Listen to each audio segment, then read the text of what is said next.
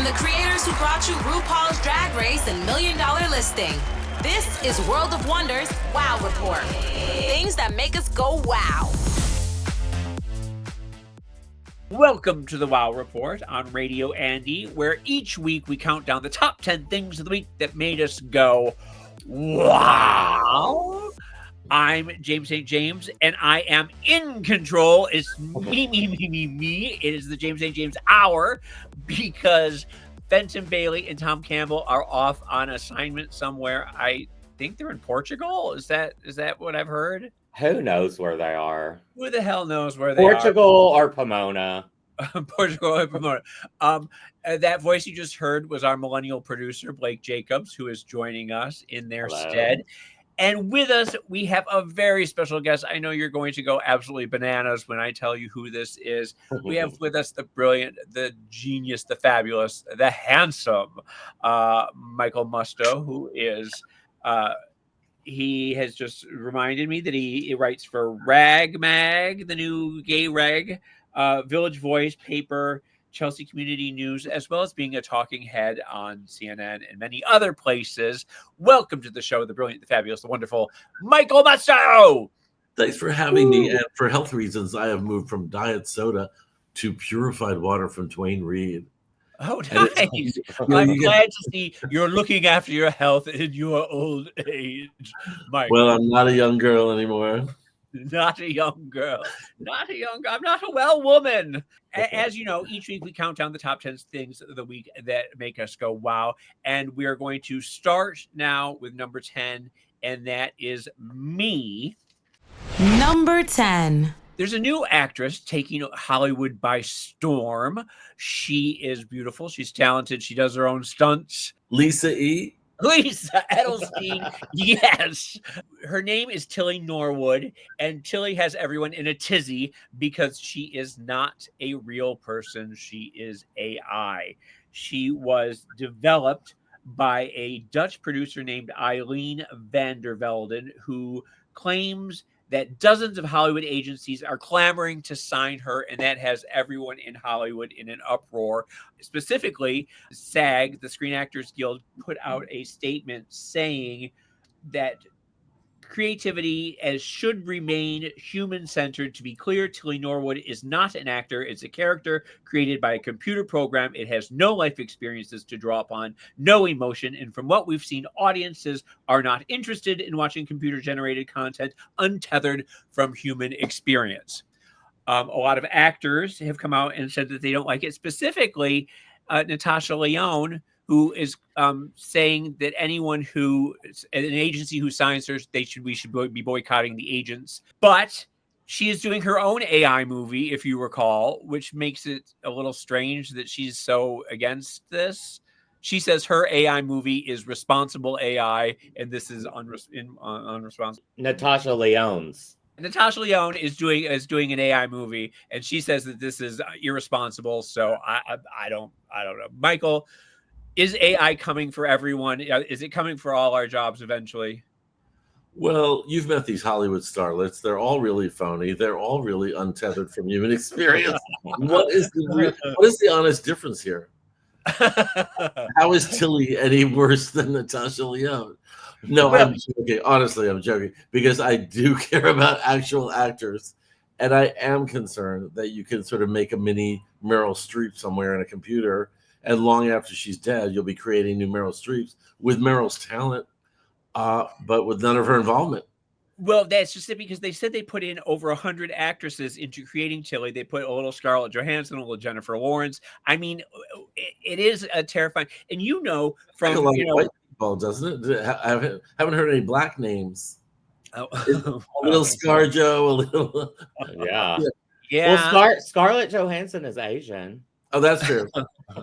And she's I mean, Michael, that in writing and journalism, it's all AI now, and all the BuzzFeed and all that stuff is just AI. I mean, it does sort of seem like this time in 5 years from now, it's just going to be everything, right? It's scary because I accidentally pressed AI as I was doing a Facebook posting about how that Nathan Lane TV show was canceled. Right. And then I read what AI came up with, and I was like, it's kind of cute. Let me just leave it. Well, I put in write a short story about a girl finding a puppy in the style of James St. James. And I said 5 paragraphs, and it was, oh, Miss Lady, Miss Thing, you were not going to believe what happened. And it was me, more me than me. And I was like, that's sort of fabulous. I've had to have many late night conversations with AI saying, is that really what you think of me? That's what you came up with as my style. We're gonna have to reprogram you from the beginning. I'm a dignified and very erudite author. I don't really understand how it's supposed to work. Like, what they're not. She's not going to be acting with real actors, right? Like, you would have to type in a prompt for her to. No, you can't. You can have her act with real actors. You can have her. You can have all actors and like all actors have to be AI or none of them, I would think. No, not necessarily. I mean, yeah, I'm sure there's some way, but I'm scared of it, but I'm so tired of living in fear of everything. Mm-hmm. Aren't you? Like, eventually you just want to go, I just want to enjoy what's left of my life. And if some AI bitch is gonna try to impede on my fun, yeah, I will rise to the occasion. I still have anger in me, and I still have righteous justice in me, and I'll make sure that what's right is done. But I'm not going to lose sleep right now over it. Because on that note, okay, on that upbeat note right there, it was getting a little gloomy for a second, but you managed to bring it right back, tie it up with a bow. Thank you, Michael. Let's move on to number 9, which is Michael Musto. What do you got for us? Number 9. Oh, well, should we talk about this new movie called One Battle After Another by Paul Thomas Anderson? I don't always love his work. I didn't love Boogie Nights. I was sick of that whole, like, oh, look how sad and twisted porn stars are routine. I know porn stars. Some of them are okay. But in this case, he has stepped up to the bat, PTA, Paul Thomas Anderson, and delivered an extraordinary film about an ex-revolutionary, Leonardo DiCaprio, whose daughter is missing and his nemesis has surfaced. And it's almost like a Marvel comic plot, but it's done with so much cinema artistry that it just blows your mind for almost 3 hours. I think this is the movie to beat right now for the Oscar. Well, that's what I was going to ask, because everyone is saying that Leonardo is absolutely, it's one of his best roles, and that Sean Penn, who it's harder and harder to look at him because he is just grizzled, is all get out. Does he get a supporting actor or yeah? He probably will, but I also loved Benicio del Toro, and for a female best supporting actress, I loved all 3 women, which were Tiana Taylor, Regina King, and Shalina Pabino, whatever her name is. I love Regina King. Speaking of Regina, she was in Caught Stealing, which suffered sort of the same thing to me, because Caught Stealing had a terrible trailer, and yet I thought it was a good movie. I thought the trailer for One Battle After Another wasn't that good, and yet it sort of seems like it's a fantastic movie. It's getting tremendous word of mouth. No one who's seen it comes away with the thumbs down. However, it opened disappointingly at the box office. Really? Yeah, it did okay. It came in number 1, but not the way they were hoping. But it doesn't seem to matter anymore for the Oscars. Ever since years ago, Hurt Locker won, made $5 at the box office. Last year, Anora won. Anora was successful, but it was kind of like, really? I mean, I liked it. Did you like Anora? I did like Anora. It was one of those things that I had to be dragged in to see it. I wasn't really interested in it, but once I was there, it was fun. I mean, one thing I liked about this was Leonardo's performance, because he lets it show, he lets it drop, and he just drops all barriers and does what he does, and he proves once again he's a tremendous actor. He really had a bad time in that Scorsese movie and got bad reviews. Well, I was going to say, did you like that? No. And Okay. I thought it was torture, and he had a thankless role, marrying Indians and Native Americans everywhere he turned, then killing their mothers. I love you, honey. Where's your mother? Bang, bang. It didn't make any fucking sense. And he got criticized. How could you make that role believable? And yet, if you stuck with that movie for the 9 hours or whatever, he did, because he's that good. In this movie, there were no such constraints. They just, like I say, he lets himself go. Sean Penn and Benicio let themselves go. And I really think Brad. Who plays the daughter? That's the name I couldn't come up with. It starts with a C. Shalina or something. I'm so embarrassing. I know the name of an AI actress, but not a real actress. Is it Chase Infinity? That's it. Chase Infinity. I call her Jelena because we're that close. Well, I heard it was shot in VistaVision, and that the Vista Theater in Hollywood or in Los Feliz is the one of 4 movies that you could really only see VistaVision in. So it's like, why film it in VistaVision? I don't even know what that means. Me either. Okay, well then. Again, I'm not losing sleep. I'm not losing sleep that I didn't see it in fucking VistaVision. Yeah. As long as I saw Shelley Winters in Censure Round in Beside Adventure. Anyway. And Shelley Winters, for our viewers, she was an actress back in the olden days. We only have a half hour. Okay, so moving on to number 8, Blake. Number 8. We need to talk about Lola Young. Do you guys know who Lola Young is? No. She's messy. What's the song? Yeah, how does it go? She's that British girl that sings, "'Cause I'm too messy and I'm too fucking clean." Yeah. You gotta get a job, but yeah, okay. Well, apparently she's not that clean because she's messy, in other words. Yeah. Earlier this year, she was sick on stage at Coachella, even running off stage to vomit.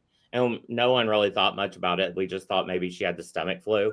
But last weekend, while she was performing at All Things Go in New York City, she collapsed on stage.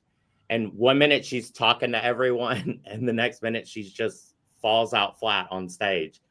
And this was already after she had canceled a show in New Jersey the night before for mental health reasons, which she addressed that day before she passed out, saying she had a tricky couple of days. And now she's released a statement that says, "I'm going away for a while. It pains me to say I have to cancel everything for the foreseeable future. Thank you for all the love and support. I'm so sorry to let anyone down who has bought a ticket to see me. It hurts me more than you know. Obviously, you will be entitled to a full refund. I really hope you'll give me a second chance." Good for her. Because she's doing what she has to do. Right. She's doing what she has to do, but does this stop any forward momentum in her career, and people aren't going to give her a second chance, and she's a one-hit wonder? No, people love Another Chapter. The only one that really depressed me that people just sat around waiting for her to die was Amy Winehouse. Yeah. And I really want to learn from that and not just rejoice every time this girl collapses. She's doing the right thing. She's stopping. Who cares about her career? You have to stay alive. Without your life, you have no career. True. That's exactly right. And she has a wonderful voice. And the song was so fantastic. Yeah, I still think about the Amy Winehouse stuff all too well. And for a while there, it was like that. You know, everyone was like, Britney's crazy, but let's plaster it all over the newspapers and talk about it on TMZ instead of like, let's get her help. And look at her now. James, okay. I think he's so wise. Well, let's take a break, and when we come back, we'll continue the countdown of our top 10 things of the week that made us go, wow. With special guest Michael Musto. Woo! You're listening to World of Wonders Wow Report. Things that make us go wow. We're back. We're counting down the top 10 things of the week that made us go wow. We are at number 7. Number 7. And that's me. I want to play a game with Michael because he is the trivia master of all time. I came across a list of the 25 most evil female characters in movie history. These are the most wicked women on film of all time. I have a list of 25. I'm going to start the clock at 60 seconds. You have to name as many as you can. For instance, I'll give you number 1, Barbara Stanwyck in Double Indemnity, and her character Phyllis. Yeah, Phyllis, yes. Phyllis Diedrich. I just watched it for the millionth time. Okay, so the 60 seconds on the clock. Name as many as you can. Go. I'm going to go with Eve Harrington from All About Eve, Baby Jane from Whatever Happened to Baby Jane. I'm going to go with Annie from Misery, Kathy Bates, yes. Misery Chastain, whatever. Did I say Cruella de Vil? No, go ahead. So animated films count, plus there was the live action. Sure. Yeah. Oh boy, I'm now Who failing. played the Cruella de Vil in the animated film? Who played Cruella de Vil? Glenn Close did it in the live action. Betty Lou Gerson played her in the animated film. Well, okay, she deserves Okay. better than to be completely forgotten. Who was a vicious Sharon Stone in Basic Instinct? Maybe Catherine. Yes. Who are the evil bitches that we love? We just love them. Let's see, Meryl Streep. Who's the AI girl? Trisha Cotton? No. Tilly Norwood. Tilly. She plays some vicious bitches. I'm so embarrassed because they're going to be so obvious. You're missing some really obvious ones. Real whoppers, I know. I mean, I wouldn't even count like Scarlett O'Hara. She wasn't a complete nasty bitch. Well, no, they did put Scarlett, but I didn't include Scarlett. Yeah, I don't agree with that. All right, I'll give up my time. Just tell me the rest. Okay. Nurse Ratched, Louise. Of course, Louise Fletcher. Yes. Miss Gulch in The Wicked Witch of the West, Margaret Hamilton. Yeah. Rhoda Penmark, Patty McCormick. Well, I met her in person, so. Alex Forrest, Glenn Close in Fatal Attraction. Angela Lansbury in The Manchurian Candidate. Yes, Jenny from Forrest Gump. Mrs. Danvers, Dame Judith Anderson in Rebecca. Mary Tyler Moore in Ordinary People. But I just saw an interview with Mary talking about that. She says, I was not playing a bitch, I was playing a victim. And that's why I didn't include that.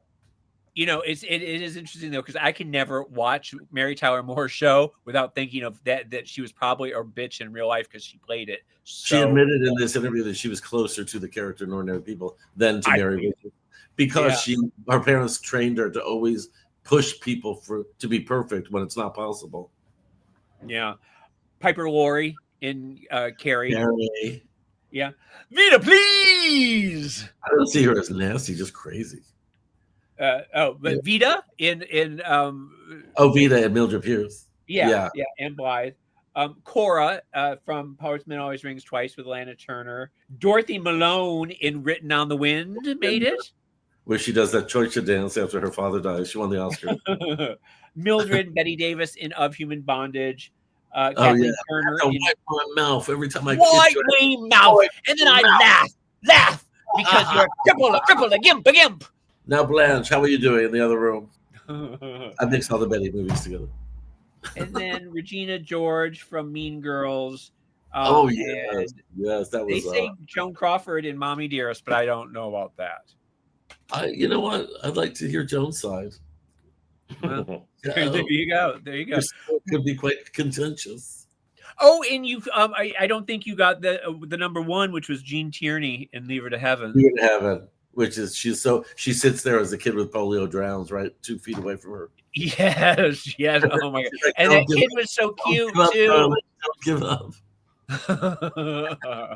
I would say number one on retrospect, now that I've heard them all, is Margaret Hamilton, because no one can approach that level of chilling evil, pure evil. And just traumatized generation after generation. She ends up in a coffee commercial. Well, I'm very glad you did very well. Thank you very much. Great list. Okay. Number 6, Michael. Number 6. Well, I go to Fashion Week every time, and I don't care about fashion. No, really. Seriously, I don't. But I care more about the social swirl. And the best social swirl of any fashion show is the blondes. Yes. You know, David and Philippe. Philippe is this beautiful blonde drag queen. They're a couple from Miami.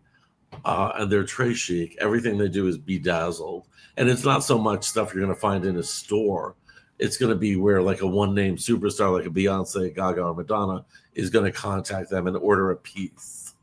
And in the old days, James, you remember Fashion Week, it was about Isaac Mizrahi. He had the most fun show. Then it was like Todd Oldham. Then it was Heather Ett. Oh, yeah. Which now Richie is doing Richer Ett, which is fabulous. Well, yes, I've seen, yeah. And so now we have the blondes for years now. They do the best show because it's the best event. The show is always the same. Gorgeous models, bedazzle, fringe, sparkle, glamazons. but it's about the pre-show. And this time I sat with Diane Brill, the it girl of the 80s, and her daughter Eden. Well, Eden has to be. I mean, she's an adult now, right? Because I still think of her in a baby carriage.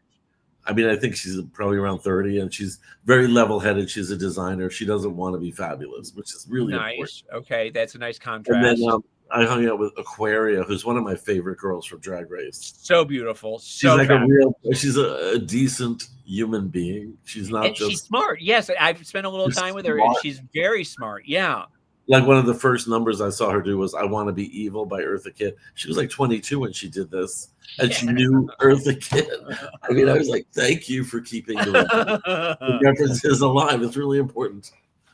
So, thank you to the blondes. Every fashion week, they're the highlight. I did. I do look at to see who's in front row of the blondes and it's always Suzanne and you and Mr. Mickey, and it sort of seems like old home week. They're very good at including everybody, old and young and new and yeah. I'm not going to be invited to Michael Kors, you know what I mean? Nor am I all that interested.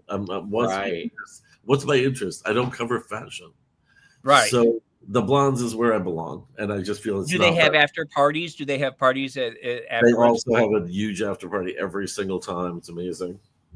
It is one of my dreams in life to just once try on one of those little cat suits or the little body suits or whatever, because they're just so the bedazzled and the bejeweled and just the glamour. I think you'd have to try on some Spanx too. Well, I don't. I think my days of actually fitting into a blonde are over, but the fantasy remains. What was the craziest fashion show you guys have ever seen from back in the day to up to now? It would probably be like a Gautier. I remember going to a Gautier with you at the Palladium. Oh, was that when he was doing Hasidic chic? Or probably. Remember when Diane did the one with the dollar show and she had Curtis? What was his name? Curtis William, the guy who won the lottery, and he came out. Do you remember that at all? Yeah, but everybody was like, "Oh, this is too commercial." Like she was going commercial. We were being squeezed out. I like when the club kids did an outlaw party that was a fashion show on the subway. I think Kyoki put that together. Right. We literally took over New York subway train, and the model would be like Ava Goodman and Miriam Bendahan and all that Hoshin Sato, all of those East Village people. Animal X. The Copia. I remember all those old fabulous ones. I mean, to me, the worst was Baby Fat, and like this model is walking down the runway right in front of me. Her earring drops. It almost caused like a seismic vibration. It was so heavy. Russell Simmons looks at me like gesturing for me to pick it up. I was like, on stage, Michael. Excuse me. Do you know who I am? Will you please sweep up afterwards, Michael? That's still in my mind. But Baby Fat was it was like sweatpants and a sweatshirt. Like, wasn't that Kimora Lee Simmons designed it? Yes, Cremora, the non-dairy creamer. Mm-hmm. Okie dokie. Moving on to number 5. Number 5. Yes, it's scary movie season. Do y'all like scary movies? I know, James. Yes. Okay. I loved Weapons. Me too. Well, this one is the next one I'm really excited about. Good Boy. Have you heard of it? Oh, is it the one with the dog? It's like a dog or something? Well, is that by Anthony Perkins' son? No, it's not Oz Perkins. It's a 2025 American supernatural horror film directed by Ben Leonberg. It's his directorial debut, and it stars his dog, Indy, in the titular role. It follows. It's a haunted house from the perspective of a dog, James. Oh, well, okay, yeah. It premiered at 2025 South by Southwest in March, and I'm seeing it tonight. And it features a distinct visual approach that says, often framing scenes from the dog's eye level to emphasize Indy's perspective. He used his own dog. Indy is a Nova Scotia duck tolling retriever who received significant praise for a performance that conveyed emotion without dialogue or CGI enhancements. And it's only 72 best minutes. Dog is there best dog category this year at the Oscars? Because I know they're doing best stunt person. They've already given it to Cocaine Bear, and they tried. There's no room for any other species. I'm sorry.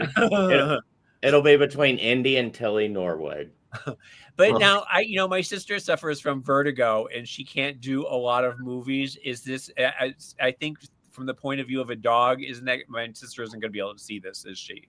I don't know. That could be a problem, but it is only 72 minutes, and it's a horror film.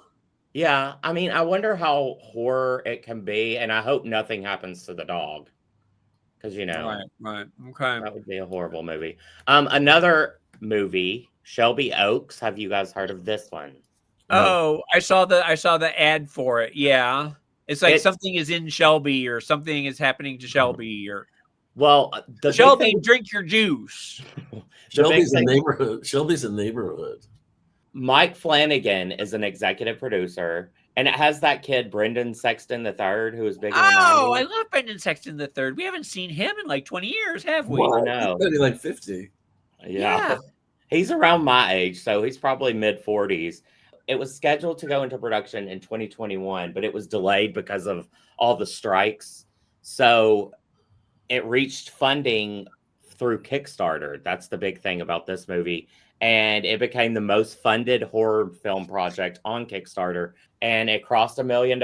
And Emily Marston's husband, Patrick, edited this movie. It's being distributed by Neon. So can't wait to see that. Wait, Emily, who works at World of Wonder? Yes.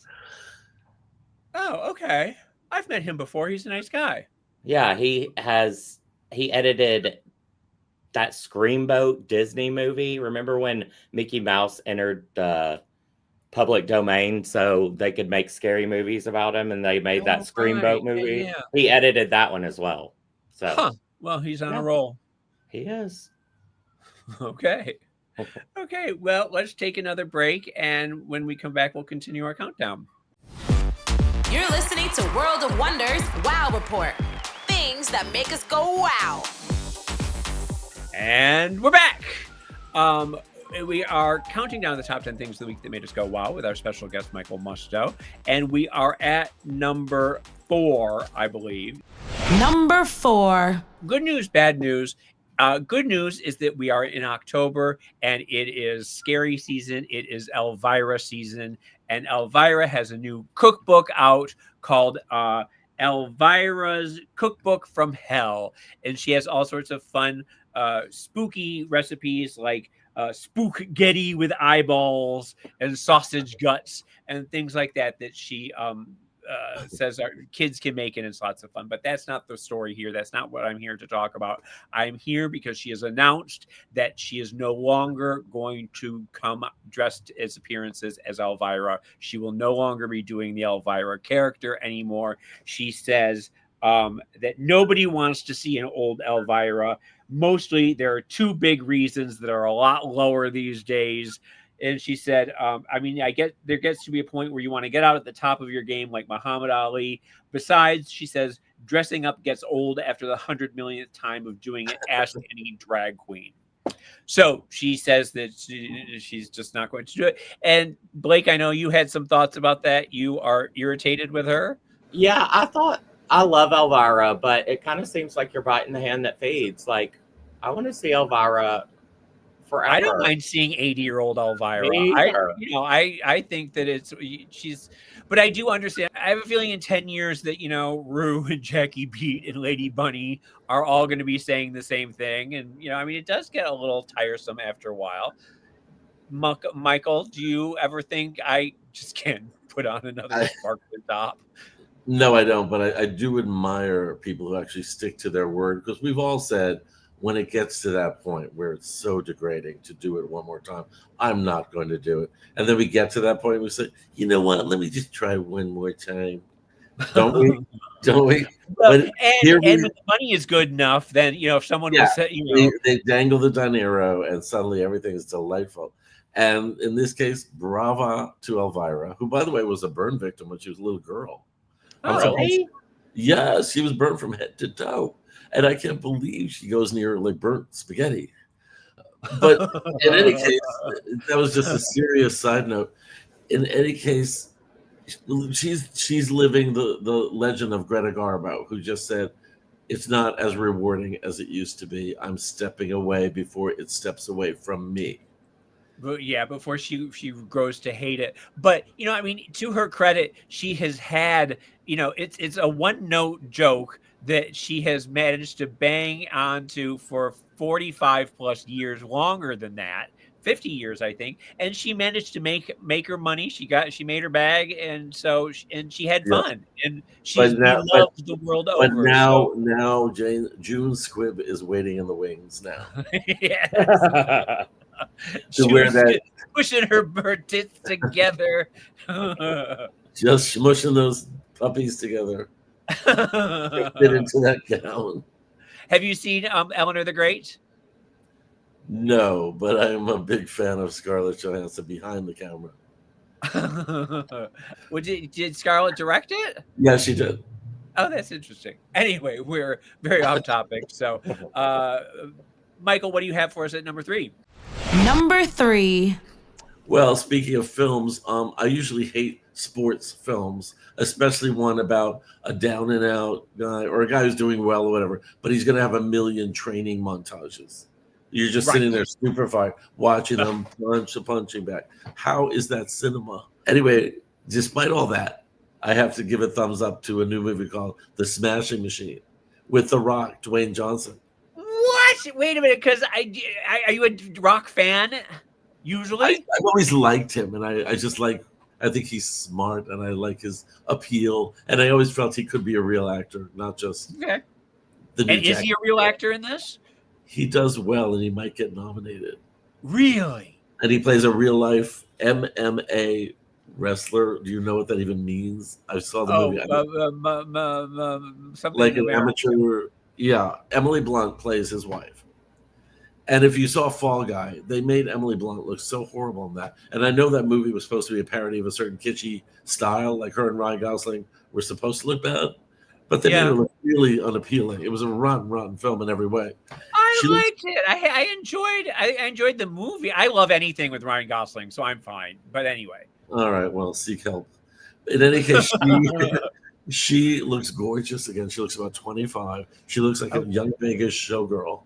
And the relationship between her and The Rock is really interesting because it's like she does everything for him, but is she doing it for herself? Does he need to separate from her to really soar? Those issues come into play, and it felt very real to me, and their acting was terrific. So I'm happy to. He's an over the hill MMA fighter. He's gone through problems, including opioid addiction. And this movie throws everything at you. It's very Hallmark. Like it should have been Marky Post playing the part. And who directed it, and who did the script and all of that? It's Prestige, I guess. It's a Benji Safdie or something. He's one of the brothers. He did Uncut Gems, which I hated. It's one of my least favorite movies with Adam Sandler. Right. Where it's all about the gem market and it's sleazy macho doings. Really heavy-handed. What I liked about this is that though it included a lot of expected elements, it wasn't heavy-handed. It wasn't formula. It took you in different places. Well, that's so interesting because I had seen the trailer for it. I can't remember it, and I just thought, oh no, I don't know that I can do this. But now you say that I have to do it, and that it's possibly Oscar worthy. I would wait and see if he gets nominated. If not, you're like wasting your time. And don't just go by the Golden Globe nomination because the Golden Globe nominates twice as many people. Now, do I have to see it on the big screen, or can I wait till stream? That's the other thing. I saw it in IMAX, and in this case, it wasn't like VistaVision. It did make a difference. I cared. It did. Okay. I will go see it, and I will text you my response. Also, I get everything for free, and it's now like New York Film Festival, and I'm getting all these incredible movies. Like, not only do you get to see George Clooney's movie, you get to hobnob with him at a dinner. Catherine Bigelow, clink clink. It's really fucking fabulous. I still have it. So what other Oscar baits have you seen for this year? Do you have any predictions? Well, I saw one with Sydney Sweeney, and it's kind of similar to the Rock one. It's called Christy, and she plays a real life female boxer. Right. A horrible abusive husband. And here's the most interesting thing: lower your audio if you don't want to hear a quick spoiler. She's homophobic. She calls all her opponents dykes. Turns out she's a dyke who finds respite in a wonderful lesbian. Okay. Right. So I love that angle of it, especially because it was based on a real story. Well, Sydney Sweeney is sort of a MAGA poster child right now, and I know. Again, I'm so tired of being burned up by hatred and hating everybody. If she's nominated, I'll be happy for her. Okay, I like that. I like to hear that.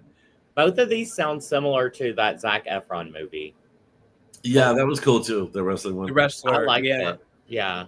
That Well, was it wasn't called The Wrestler. That was Oh. the Mickey Rourke one. No, this is about a family of wrestlers. It was Right. I didn't see it. I basically see everything 3 or 4 times because they send me links. So I go to the screenings and the premieres. Then I watch a link to see what I missed. I saw Wicked 1 4 times. Oh, have you seen 2 yet? No, I didn't love the trailer, but I'm still gonna obviously Well, see you'll it. still see it. Yeah. Okay. I want to read the book. I've never read the book. The At book is all. very different than the movie. It's creepy and a lot deeper than the movie. Anyway, The Zac Efron movie was The Iron Claw. Iron Claw. There you go. Okay. Yeah. So moving on to number 2. Number 2. Blake, where are you? What do you got? Nicki versus Cardi. Have you guys heard anything about this? I'm sure you have. Unless they've been feuding for 20 years now, haven't they? Right. Well, Cardi had a new album come out, so of course, and it's doing well. It's really good. It's like 20 songs, pretty long. But Nicki, I guess, can't sit in it and enjoy her having success. So they've been fighting back and forth, like really ugly. The feud was reignited when Cardi B was celebrating the success of her new album. Nicki Minaj began posting a series of tweets and called Cardi B Barney and mocked her current pregnancy with NFL player Stephon Diggs, calling him like gay. She was using lyrics to imply she was falling off the charts with a big belly. And she also called Culture, Cardi B's daughter, ugly, a roach, and a monkey. Well, I don't know where Nicki gets off because doesn't Nicki have all sorts of problems with her brother and all of that nonsense? Yeah, and finally she does. Yeah. I don't know why these two kids just can't get along. Well, it does seem that Nicki Minaj can't enjoy anyone else's successes, especially. And yet she's like one of the most successful female singers of the 21st century. When she came out, she was all mad at Lil' Kim, and I don't even understand why there was beef there. But now it's Cardi B, and you would think they could team up and Yeah, they'd be fabulous together. And Cardi B is on a career high right now after her court appearances where she was just on the news every single day and she was so funny. And exactly. So I'm Team Cardi all the way, I think. Well, Cardi eventually released like a final statement pretty much saying it's an end. She's done doing it on Twitter. She'll talk about it when she sees her. She told her to get help, saying that, she knows she has trauma because her dad used to diddle her or something. Now we've gone dirty. too far. Yeah. Michael, do you have a dog in this fight? Do you care about any of this? Well, I think a lot of it is obviously for show. This is shtick. How long has this been? This has been going on as long as like Jerry Lewis and Dean Martin. It's ridiculous. But obviously, I'm Team Cardi. I love it. Nicki is the Dean Martin of our generation. I would love to have a big "We Are the World" of everyone burying the fucking hatchet and everybody else, and just have Nicki and Cardi come out hugging and singing "It's Raining Men," and J-Lo and Mariah Carey hugging and kissing. I do, in fact, know her. Yeah. That's what the whole thing we call. Yeah. I do, in fact, know her. Award. Yeah. Okay, well, when we come back, we will have the number one thing of the week that made us go, wow. Wow.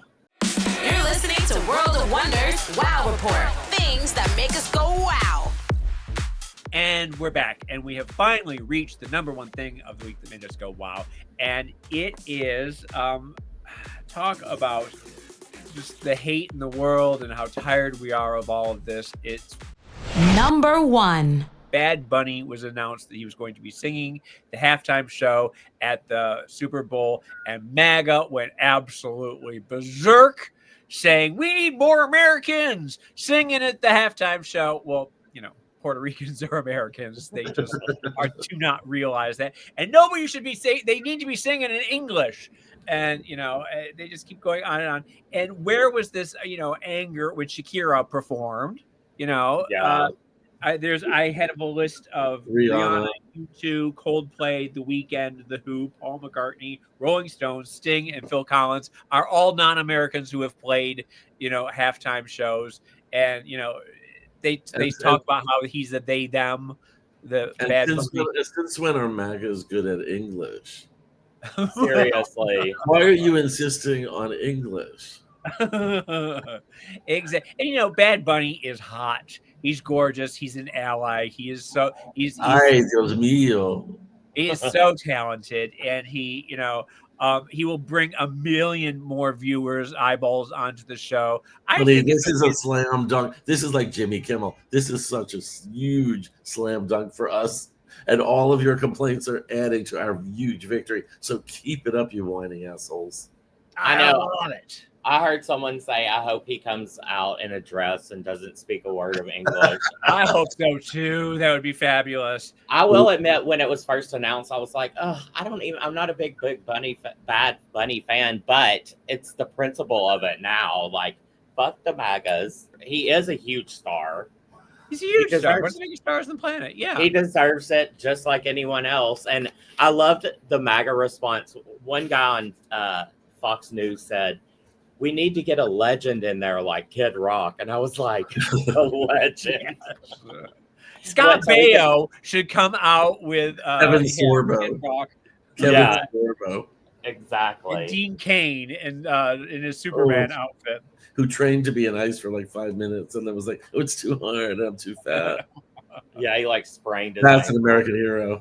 Yeah. And I love Pete Hegseth when he's like, we need the army, we need our armed forces to be fit and in shape. And then, you know, all the ice people are like, you know, meal team 6. It's just embarrassing how, you know, out of shape everyone is. Well, not to mention that video of him attempting to do a pull up.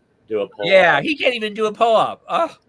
And I love when Margaret Cho did that video. She was, girlfriend, you have your own makeup room in the Pentagon. Shut up. Yes. Anyway, okie dokie. Well, that's it for our show today. Thank you very much, Blake, and very special thanks to Michael Musto for coming on the show. Thanks for having me. Love to have you back anytime you want.